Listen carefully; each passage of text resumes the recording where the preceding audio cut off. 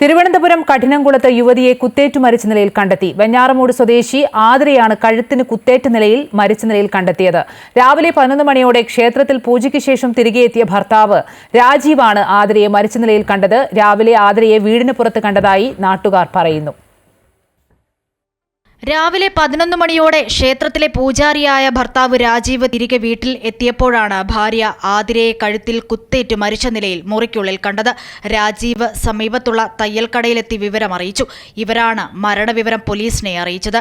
പോറ്റിയുടെ വീട്ടിൽ നിന്ന് ഓടിക്കൊണ്ടുവന്ന് ഈ കടയിൽ തയ്ക്കുന്ന അശോകനാണ് ഇദ്ദേഹം എന്നെ വിളിച്ചിട്ടോടെ ശാറങ്കര നീ ഒന്ന് പെട്ടെന്ന് ഓടിവാടാ എന്ന് പറഞ്ഞിട്ടുണ്ടെങ്കിൽ ഫോണിൽ കൂടെ കിടന്ന് വിളിച്ച് ഞാൻ പാഞ്ഞിവിടെ വന്നതിന് ശേഷമാണ് നമ്മൾ പോലീസിനെ വിളിച്ച് വിവരം പറഞ്ഞത്. അപ്പോൾ ഞങ്ങൾ 4 പേരെ നേരം ഇവിടെ ഉള്ളു. രാവിലെ 8:30 ആതിര മകനെ സ്കൂളിലേക്ക് വാഹനത്തിൽ കയറ്റിവിടാനായി റോഡിൽ നിൽക്കുന്നത് കണ്ടതായും നാട്ടുകാർ പറയുന്നു. ഇന്ന് ഞാൻ കണ്ടില്ല, എൻ്റെ മരുമകളാണ് ഒന്ന് കുട്ടിയെ കൊണ്ട് കയറ്റി വിടുന്നത്. അവർ തമ്മിൽ സംസാരിച്ചിട്ട് ചേച്ചി ഞാൻ പോകണമെന്ന് പറഞ്ഞ് എൻ്റെ മരുമകളങ്ങ് പോവുകയും ചെയ്തു. അതിന് ശേഷമായിരിക്കാൻ നടന്നതെന്നാണ് തോന്നുന്നത്. ഇൻസ്റ്റഗ്രാം ഉപയോഗിച്ചിരുന്ന ആതിര ഇതുവഴി പരിചയപ്പെട്ട എറണാകുളം സ്വദേശിയായ യുവാവുമായി സൗഹൃദത്തിലായിരുന്നു.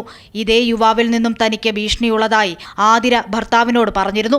പോലീസിൽ പരാതിപ്പെടാമെന്ന് ഭർത്താവ് അറിയിച്ചെങ്കിലും പുറം ലോകമറിഞ്ഞാൽ ആത്മഹത്യ ചെയ്യുമെന്ന് ആതിര പറഞ്ഞതായും ഭർത്താവ് രാജീവ് പോലീസിനെ അറിയിച്ചു. സംഭവസ്ഥലത്ത് വിരലടയാള വിദഗ്ധരും ഫോറൻസിക് ഉദ്യോഗസ്ഥരും ഡോഗ് സ്ക്വാഡും പരിശോധന നടത്തി. വീടിന് പുറത്തുണ്ടായിരുന്ന ആതിരയുടെ സ്കൂട്ടറും കാണാതായിട്ടുണ്ട്. ഇൻക്വസ്റ്റ് നടപടികൾ പൂർത്തിയാക്കി മൃതദേഹം പോസ്റ്റ്മോർട്ടത്തിനായി മാറ്റി. അമൃത ന്യൂസ്, തിരുവനന്തപുരം.